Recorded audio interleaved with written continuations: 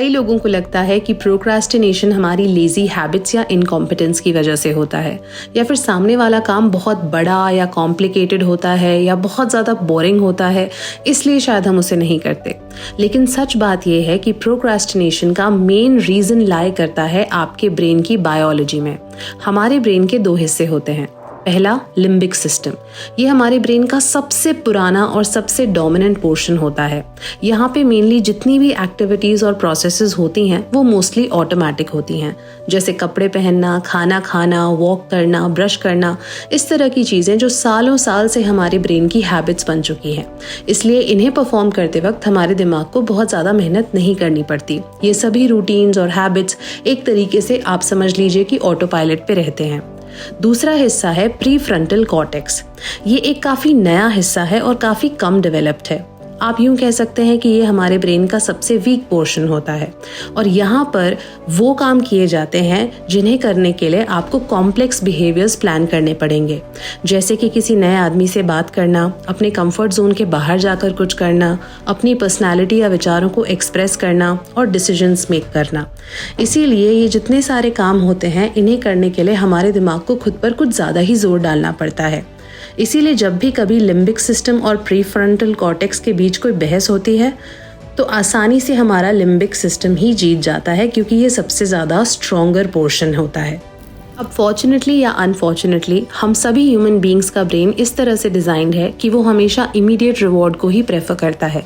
यानी उसकी सोच ये रहती है कि कल क्या होगा वो किसने देखा है, एटलीस्ट आज जो है उसको एंजॉय करो, कल की मत सोचो।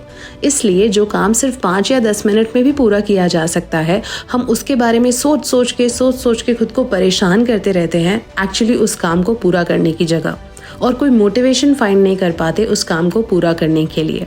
अनफॉर्चुनेटली प्रोक्रास्टिनेशन आपको प्रोफेशनल लेवल पे तो हार्म करता ही है, बट उससे भी कहीं ज़्यादा वो आपको इमोशनल लेवल पे परेशान करता है, क्योंकि each time when you procrastinated even a tiny bit of activity, आप खुद को ये एहसास दिलाते रहते हैं कि आप एक बहुत ही लेजी, इनकॉम्पिटेंट और अनप्रोडक्टिव इंसान है जिसके पास कोई फोकस ही नहीं है, और ये आपके सेल्फ कॉन्फिडेंस और सेल्फ एस्टीम को लॉन्ग टर्म में बहुत ही बुरी तरीके से अफेक्ट करता है। अब बारी आती है सोल्यूशन की। अब जबकि हम समझ चुके हैं कि प्रोक्रास्टिनेशन की एक्चुअल साइंस क्या होती है, तो उसे फिक्स करने के लिए सबसे पहले खुद को ब्लेम करना बंद कीजिए। खुद को एक अनप्रोडक्टिव और लेजी पर्सन समझना बंद कीजिए। आपके पास जो सबसे पहला काम है करने के लिए वो ये कि आपको अपने प्रीफ्रंटल कॉर्टेक्स को ज़्यादा स्ट्रॉन्ग बनाना है लिम्बिक सिस्टम की तरह, जिससे कि इसमें भी जो हैबिट्स और एक्टिविटीज़ आप धीरे धीरे करके इनकलकेट करेंगे वो आपकी पर्सनैलिटी का over the period of time एक पार्ट बन जाएगा बिफोर यू नो इट। कई लोगों को हफ्ते लग सकते हैं, कई लोगों को महीने और कई लोगों को 1 साल भी लग सकता है, डिपेंडिंग ऑन आप किस स्पीड पे चीज़ों को ग्रैस्प करते हैं और लर्न करते हैं और आपकी विल पावर कितनी स्ट्रांग है। लेकिन इवेंचुअली जब आपका प्रीफ्रंटल कॉर्टेक्स ज़्यादा स्ट्रांग हो जाएगा तो आपको प्रोक्रास्टिनेशन बीट करने में आसानी होगी। अब बारी आती है उन 5 इफेक्टिव सेल्फ हेल्प स्ट्रैटेजीज या टिप्स की जो आपको प्रैक्टिकल वे में हेल्प करेंगे प्रोक्रास्टिनेशन को बीट करने के लिए। सबसे पहली चीज़ है do the worst and most boring things first. पहले मैं इसका बिल्कुल ऑपोजिट करती थी, यानी अगर मेरी लिस्ट पे 10 कामों की लिस्ट बनी हुई है तो मैं उसमें से सबसे छोटे और आसान काम जो होते थे पहले उनको करती थी, जिससे कि अगर मेरी लिस्ट में 6-7 आइटम स्ट्राइक ऑफ हो जाएं तो मुझे दिखने में अपनी लिस्ट छोटी लगे, मुझे ऐसा लगे कि सिर्फ 2-3 काम ही रह गए हैं। लेकिन बिल्कुल इसका उल्टा असर होता था, क्योंकि जितना ज़्यादा डिफिकल्ट और बड़ा वाला काम रह जाता है, जितनी देर से हम उसे अप्रोच करते हैं, उतना ही ज़्यादा वो एंड मोमेंट तक हमें हॉन्ट करता रहता है और हम और ज़्यादा डरते रहते हैं उसे करने के लिए। तो अब मैं उल्टा करती हूँ, जो सबसे डिफिकल्ट बोरिंग काम होता है, जो शायद उतना इम्पॉर्टेंट ना भी हो, लेकिन अगर वो नेचर से बोरिंग है, जो मैं बिल्कुल एंजॉय नहीं करती, सबसे पहले मैं उसी को टारगेट करती हूँ, क्योंकि जब मैं उसे पूरा कर लेती हूँ तो ऑलरेडी मैंने आधी बैटल जीत ली, क्योंकि मैंने मेरे दिमाग को ये कन्विंस कर दिया कि अगर मैं ये काम कर सकती हूँ तो फिर बची हुई लिस्ट तो मेरे लिए कुछ भी नहीं है, वो काम तो मैं बहुत आसानी से कर लूँगी। Tip number 2, create smaller chunks. काम जितना भी छोटा या बड़ा हो उसे आप और ज़्यादा छोटे छोटे माइक्रो टास्क में या छोटे छोटे चंक्स में डिवाइड कर लें। फॉर एग्जाम्पल, अगर मुझे आज पूरी वार्डरोब क्लीन करनी है तो मैं पूरी अलमारी एक साथ क्लीन नहीं करने बैठूंगी, मैं सिर्फ कोई एक रैक ही टारगेट करूंगी। चांसेस हैं कि मैं वो आसानी से और जल्दी ख़त्म भी कर लूँगी और उसके बाद मुझे अपने बारे में अच्छा फील होने लगेगा। तो हो सकता है कि मैं 2-4 रैक्स और कर लूँ, या फिर एटलीस्ट उस दिन मुझे काफ़ी रिवॉर्डिंग फील हो और मैं बाकी के रैक्स भी धीरे धीरे इसी तरह करते करते अगले 2-4 दिन में कंप्लीट कर लूँगी। लेकिन अगर मैं एक बड़ी सी अलमारी को टारगेट करती रहूँगी तो मैं सोचूंगी चलो इसे कल कर लेती हूँ, परसों कर लेती हूँ, बिकॉज दिखने से वो टास्क मुझे बहुत बड़ा और बोरिंग लग रहा है। इसलिए ये ज़रूरी है कि आप अपने बड़े बड़े कामों को छोटे छोटे चंक्स में डिवाइड करें ताकि आप उनको फोकस्ड अटेंशन दे सके और उन्हें करना आपको बहुत आसान लगे। Tip number 3, try the 10 minute trick. यानी कि यहाँ पर आपको सिर्फ 10 मिनट का एक टाइमर या अलार्म सेट कर लेना है और खुद को सिर्फ इतना कहना है कि मैं सिर्फ 10 मिनट के लिए इस पर्टिकुलर टास्क पे काम करूँगा या करूँगी, फिर चाहे ये काम पूरा हो या ना हो। चांसेस हैं कि क्योंकि आपने सिर्फ एक छोटा सा 10 मिनट का टाइम फ्रेम उसे दिया है, आप ज़्यादा कमिट होकर उसकी तरफ काम कर पाएंगे। इस दौरान आपको बिल्कुल चीटिंग नहीं करनी और डिसिप्लिन से पूरे के पूरे 10 मिनट आपको इस काम की तरफ डेडिकेट करने हैं and you have to try to work as hard as you can. उसके बाद चांसेस हैं कि या तो आप फ्लो स्टेट में एंटर कर जाएंगे, विच मीन्स कि 10 मिनट के बाद आपका इतना इंटरेस्ट बन जाएगा कि आप उस काम को शायद 10-20 मिनट या 30 मिनट के लिए और ज़्यादा खुद ही एक्सटेंड करेंगे, क्योंकि अब आपका इंटरेस्ट आ चुका है और आपका फ्लो बन चुका है। But even in worst case अगर आप फ्लो स्टेट में एंटर नहीं भी करते तो भी उस 10 मिनट में आपने कुछ तो अचीव कर ही लिया होगा।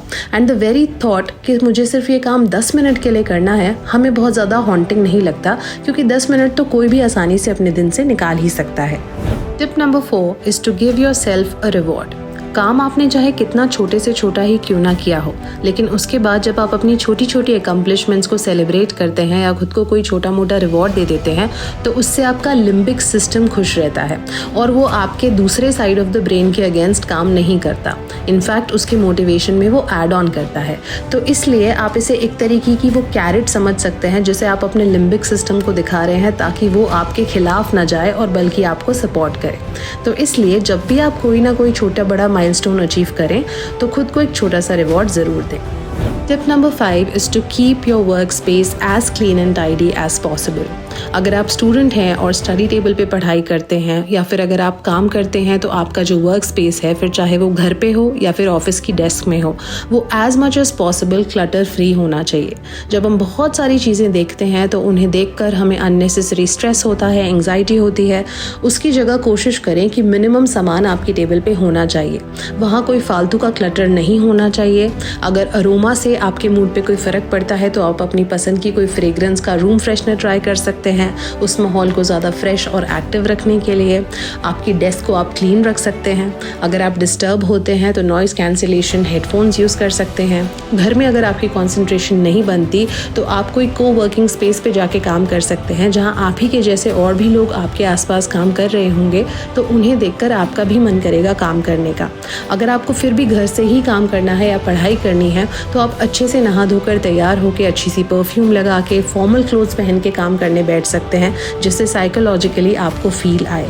एक और बात का आपको ध्यान रखना है कि किसी भी तरीके के डिस्ट्रैक्शंस आपको मिनिमाइज रखने हैं, चाहे वो फिजिकल हो या डिजिटल। यानी अगर कोई फ़ोन है, आईपैड है, लैपटॉप है जिस पे कॉन्स्टेंटली आपको नोटिफिकेशन के साउंड आते रहते हैं, तो वो सब भी आपको टेक केयर करना पड़ेगा कि आप उन्हें एयरप्लेन मोड में रखें या फिर उस रूम से बाहर रखें ताकि ये सब चीज़ें आपको डिस्ट्रैक्ट ना कर पाएँ। आई रियली होप कि इस वीडियो से आप लोगों को कुछ वैल्यू मिली हो और ये टिप्स आपके काम आए। Thank you so much for watching this video.